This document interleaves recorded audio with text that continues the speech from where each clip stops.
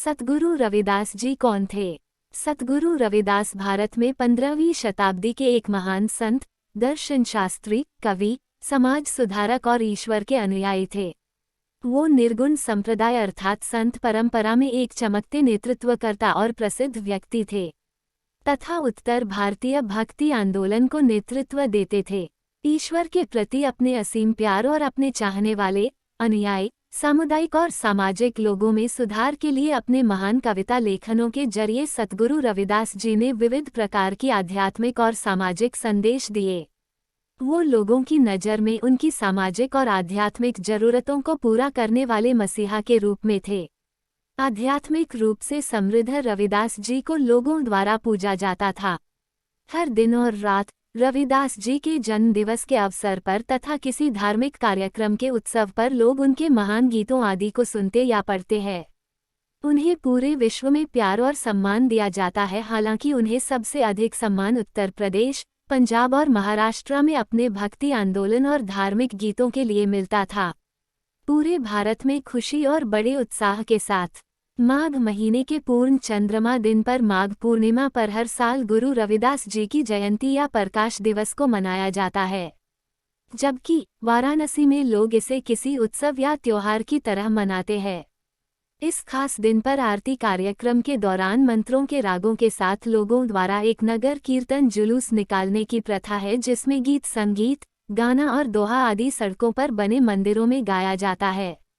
रविदास के अनुयायी और भक्त उनके जन्म दिवस पर गंगा स्नान करने भी जाते हैं तथा घर या मंदिर में बनी छवि की पूजा अर्चना करते हैं। इस पर्व को प्रतीक बनाने के लिए वाराणसी के सीर गोवर्धनपुर के श्री गुरु रविदास जन्म स्थान मंदिर के बेहद प्रसिद्ध स्थान पर हर साल वाराणसी में लोगों के द्वारा इसे बेहद भव्य तरीके से मनाया जाता है। सतगुरु रविदास जी के भक्त और दूसरे अन्य लोग पूरे विश्व से इस उत्सव में सक्रिय रूप से भाग लेने के लिए वाराणसी आते हैं। पिता श्री संतोख दास जी, माता श्रीमती कालसा देवी जी, दादा श्री कालूराम जी, दादी श्रीमती लखपति जी, पत्नी श्रीमती लोना जी, पुत्र विजय दास जी। आरंभिक जीवन। सतगुरु रविदास जी का जन्म भारत के यूपी के वाराणसी शहर में माता कालसा देवी और बाबा संतोख दास जी के घर 15वीं शताब्दी में हुआ था। हालांकि उनके जन्म की तारीख को लेकर विवाद भी है, क्योंकि कुछ का मानना है कि ये 1376 या 1377 और कुछ का कहना है कि ये 1399 सी में हुआ था। कुछ अध्येता के आंकड़ों के अनुसार ऐसा अनुमान लगाया गया था कि रविदास का पूरा जीवन काल 15वीं से 16वीं शताब्दी सी में 1450 से 1520 के बीच तक रहा। रविदास जी के पिता मल साम्राज्य के राजा नगर के सरपंच थे और खुद जूतों का व्यापार और उसकी मरम्मत का कार्य करते थे। अपने बचपन से ही रविदास बेहद बहादुर और ईश्वर के बहुत बड़े भक्त थे, लेकिन बाद में उन्हें उच्च जाति के द्वारा उत्पन्न भेदभाव की वजह से बहुत संघर्ष करना पड़ा, जिसका उन्होंने सामना किया और अपने लेखन के द्वारा रविदास जी ने लोगों को जीवन के इस तथ्य से अवगत करवाया। उन्होंने हमेशा लोगों को सिखाया कि अपने पड़ोसियों को बिना भेदभाव के प्यार करो। पूरी दुनिया में भाईचारा और शांति की स्थापना के साथ ही उनके अनुयायियों को दी गई महान शिक्षा को याद करने के लिए भी गुरु रविदास जी का जन्म दिवस का मनाया जाता है। अपने अध्यापन के आरंभिक दिनों में काशी में रहने वाले रूढ़िवादी ब्राह्मणों के द्वारा उनकी प्रसिद्धि को हमेशा रोका जाता था, क्योंकि सतगुरु रविदास जी अस्पृश्यता के भी गुरु थे। सामाजिक व्यवस्था को खराब करने के लिए राजा के सामने लोगों द्वारा उनकी शिकायत की गई थी। रविदास जी को भगवान के बारे में बात करने से साथ ही उनका अनुसरण करने वाले लोगों को अध्यापन और सलाह देने के लिए भी प्रतिबंधित किया गया था। रविदास जी की प्रारंभिक शिक्षा। बचपन में सतगुरु रविदास जी अपने गुरु पंडित शारदानंद के पाठशाला गए, जिनको बाद में कुछ उच्च जाति के लोगों द्वारा रोका गया था वहां दाखिला लेने से। हालांकि पंडित शारदा ने यह महसूस किया कि रविदास कोई सामान्य बालक न होकर एक ईश्वर के द्वारा भेजी गई संतान है, अतः पंडित शारदानंद ने रविदास जी को अपनी पाठशाला में दाखिला दिया और उनकी शिक्षा की शुरुआत हुई। वो बहुत ही तेज और होनहार थे और अपने गुरु के सिखाने से ज्यादा प्राप्त करते थे। पंडित शारदानंद उनसे और उनके व्यवहार से बहुत प्रभावित रहते थे। उनका विचार था कि एक दिन रविदास जी आध्यात्मिक रूप से प्रबुद्ध और महान सामाजिक सुधारक के रूप में जाने जाएंगे। पाठशाला में पढ़ने के दौरान रविदास जी पंडित शारदानंद के पुत्र के मित्र बन गए। एक दिन दोनों एक साथ लुका छिपी खेल रहे थे। पहली बार रविदास जी जीते और दूसरी बार उनके मित्र की जीत हुई। अगली बार रविदास जी की बारी थी, लेकिन अंधेरा होने की वजह से वो लोग खेल को पूरा नहीं कर सके। उसके बाद दोनों ने खेल को अगले दिन सुबह जारी रखने का फैसला किया। अगली सुबह रविदास जी तो आए, लेकिन उनके मित्र नहीं आए। वो लंबे समय तक इंतजार करने के बाद अपने उसी मित्र के घर गए और देखा कि उनके मित्र के माता पिता और पड़ोसी रो रहे थे। उन्होंने उन्हीं में से एक से इसका कारण पूछा और अपने मित्र की मौत की खबर सुनकर हक्का बक्का रह गए। उसके बाद उनके गुरु ने गुरु रविदास जी को अपने बेटे के लाश के स्थान पर पहुंचाया। वहां पहुंचने पर रविदास जी ने अपने मित्र से कहा कि उठो, ये सोने का समय नहीं है दोस्त, ये तो लुका छिपी खेलने का समय है। जैसे कि जन्म से ही गुरु रविदास दैवीय शक्तियों से समृद्ध थे, रविदास जी के ये शब्द सुनते ही उनके मित्र फिर से जी उठे। इस आश्चर्यजनक पल को देखने के बाद उनके माता पिता और पड़ोसी चकित रह गए। सतगुरु रविदास जी का वैवाहिक जीवन कैसा था? भगवान के प्रति उनके प्यार और भक्ति की वजह से वो अपने पेशेवर पारिवारिक व्यवसाय से नहीं जुड़ पा रहे थे, और ये उनके माता पिता की चिंता का बड़ा कारण था। अपने पारिवारिक व्यवसाय से जुड़ने के लिए इनके माता पिता ने इनका विवाह काफी कम उम्र में ही श्रीमती लोना देवी से कर दिया, जिसके बाद रविदास जी को पुत्र जन्म हुआ जिसका नाम विजयदास पड़ा। शादी के बाद भी सतगुरु रविदास जी सांसारिक मोह की वजह से पूरी तरह से अपने पारिवारिक व्यवसाय के ऊपर ध्यान नहीं दे पा रहे थे। उनके इस व्यवहार से क्षुब्ध होकर उनके पिता ने सांसारिक जीवन को निभाने के लिए बिना किसी मदद के उनको खुद से और पारिवारिक संपत्ति से अलग कर दिया। इस घटना के बाद रविदास जी अपने ही घर के पीछे रहने लगे और पूरी तरह से अपनी सामाजिक मामलों से जुड़ गए।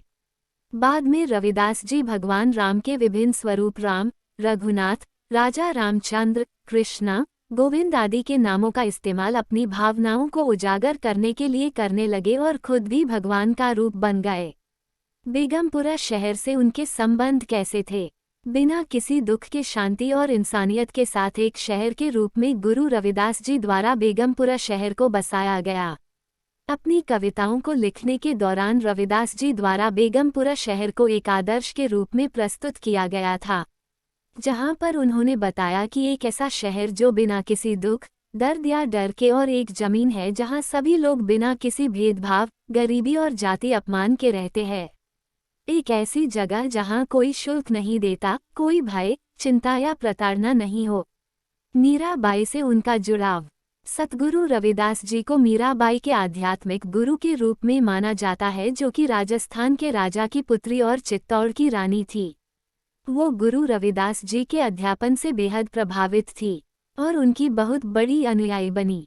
अपने गुरु के सम्मान में मीराबाई ने कुछ पंक्तियां लिखी है। गुरु मिलिया रविदास जी। वो अपने माता पिता की एकमात्र संतान थी जो बाद में चित्तौड़ की रानी बनी। मीराबाई ने बचपन में ही अपनी मां को खो दिया, जिसके बाद वो अपने दादाजी के संरक्षण में आ गई, जो कि रविदास जी के अनुयायी थे। वो अपने दादाजी के साथ कई बार गुरु रविदास से मिली और उनसे काफी प्रभावित हुई। अपने विवाह के बाद उन्हें और उनके पति को गुरुजी से आशीर्वाद प्राप्त हुआ। बाद में मीराबाई ने अपने पति और ससुराल पक्ष के लोगों की सहमति से गुरुजी को अपने वास्तविक गुरु के रूप में स्वीकार किया। इसके बाद उन्होंने गुरुजी के सभी धर्मों के उपदेशों को सुनना शुरू कर दिया, जिसने उनके ऊपर गहरा प्रभाव छोड़ा और वो प्रभु भक्ति की ओर आकर्षित हो गई। कृष्ण प्रेम में डूबी मीराबाई भक्ति गीत गाने लगी और दैवीय शक्ति का गुणगान करने लगी।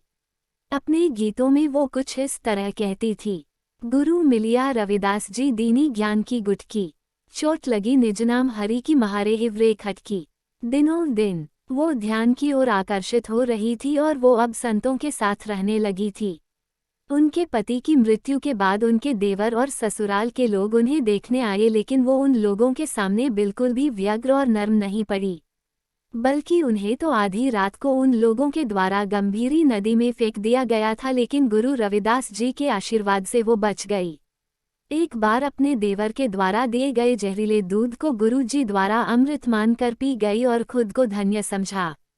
उन्होंने कहा कि विष को प्याला राणा जी मिलाए द्यो, मेरठ हनी ने पाए, तर चरनामित पी गई रे। गुण गोविंद गाये। एक बार गुरु जी के कुछ विद्यार्थी और अनुयायी ने पवित्र नदी गंगा में स्नान के लिए पूछा तो उन्होंने ये कहकर मना किया कि उन्होंने पहले से ही अपने एक ग्राहक को जूता देने का वादा कर दिया है, तो अब वही उनकी प्राथमिक जिम्मेदारी है। रविदास जी के एक विद्यार्थी ने उनसे दोबारा निवेदन किया, तब उन्होंने कहा उनका मानना है कि मन चंगा तो कठौती में गंगा, मतलब शरीर को आत्मा से पवित्र होने की जरूरत है, न कि किसी पवित्र नदी में नहाने से। अगर हमारी आत्मा और हृदय शुद्ध है तो हम पूरी तरह से पवित्र है, चाहे हम घर में ही क्यों ना नहाए। एक बार उन्होंने अपने एक ब्राह्मण मित्र की रक्षा एक भूखे शेर से की थी, जिसके बाद वो दोनों गहरे साथी बन गए। हालांकि दूसरे ब्राह्मण लोग इस दोस्ती से जलते थे, सो उन्होंने इस बात की शिकायत राजा से कर दी। रविदास जी के उस ब्राह्मण मित्र को राजा ने अपने दरबार में बुलाया और भूखे शेर द्वारा मार डालने का हुक्म दिया। शेर जल्दी से उस ब्राह्मण लड़के को मारने के लिए आया, लेकिन गुरु रविदास को उस लड़के को बचाने के लिए खड़े देख शेर थोड़ा शांत हुआ। शेर वहां से चला गया और गुरु रविदास अपने मित्र को अपने घर ले गए। इस बात से राजा और ब्राह्मण लोग बेहद शर्मिंदा हुए और वो सभी गुरु रविदास के अनुयायी बन गए। वास्तविक धर्म को बचाने के लिए रविदास जी को ईश्वर द्वारा धरती पर भेजा गया था, क्योंकि उस समय सामाजिक और धार्मिक स्वरूप बेहद दुखद था। क्योंकि इंसानों द्वारा ही इंसानों के लिए ही रंग, जाति, धर्म तथा सामाजिक मान्यताओं का भेदभाव किया जा चुका था। वो बहुत ही बहादुरी के साथ सभी भेदभाव को स्वीकार करते और लोगों को वास्तविक मान्यताओं और जाति के बारे में बताते। वो लोगों को सिखाते कि कोई भी अपने जाति या धर्म के लिए नहीं जाना जाता, इंसान अपने कर्म से पहचाना जाता है। गुरु रविदास जी समाज में अस्पृश्यता के खिलाफ भी लड़े, जो उच्च जाति द्वारा निम्न जाति के लोगों के साथ किया जाता था। उनके समय में निम्न जाति के लोगों की उपेक्षा होती थी। वो समाज में उच्च जाति के लोगों की तरह दिन में कहीं भी आ जा नहीं सकते थे। उनके बच्चे स्कूलों में पढ़ नहीं सकते थे, मंदिरों में नहीं जा सकते थे। उन्हें पक्के मकान के बजाय सिर्फ झोपड़ियों में ही रहने की आज़ादी थी, और भी ऐसे कई प्रतिबंध थे जो बिल्कुल अनुचित थे। इस तरह की सामाजिक समस्याओं को देखकर गुरु जी ने निम्न जाति के लोगों की बुरी परिस्थिति को हमेशा के लिए दूर करने के लिए हर एक को आध्यात्मिक संदेश देना शुरू कर दिया। उन्होंने लोगों को संदेश दिया कि ईश्वर ने इंसान बनाया है, न कि इंसान ने ईश्वर बनाया है। अर्थात इस धरती पर सभी को भगवान ने बनाया है और सभी के अधिकार समान है। इस सामाजिक परिस्थिति के संदर्भ में संत गुरु रविदास जी ने लोगों को वैश्विक भाईचारा और सहिष्णुता का ज्ञान दिया। गुरुजी के अध्यापन से प्रभावित होकर चित्तौड़ साम्राज्य के राजा और रानी उनके अनुयायी बन गए। सिख धर्म के लिए गुरुजी का योगदान। सिख धर्म ग्रंथ में उनके पद, भक्ति गीत और दूसरे लेखन 41 पद आदि दिए गए थे। गुरु ग्रंथ साहिब, जो कि 5वें सिख गुरु अर्जन देव द्वारा संकलित की गई। सामान्यतः रविदास जी के अध्यापन के अनुयायी को रविदासिया कहा जाता है और रविदासिया के समूह को अध्यापन को रविदासिया पंथ कहा जाता है।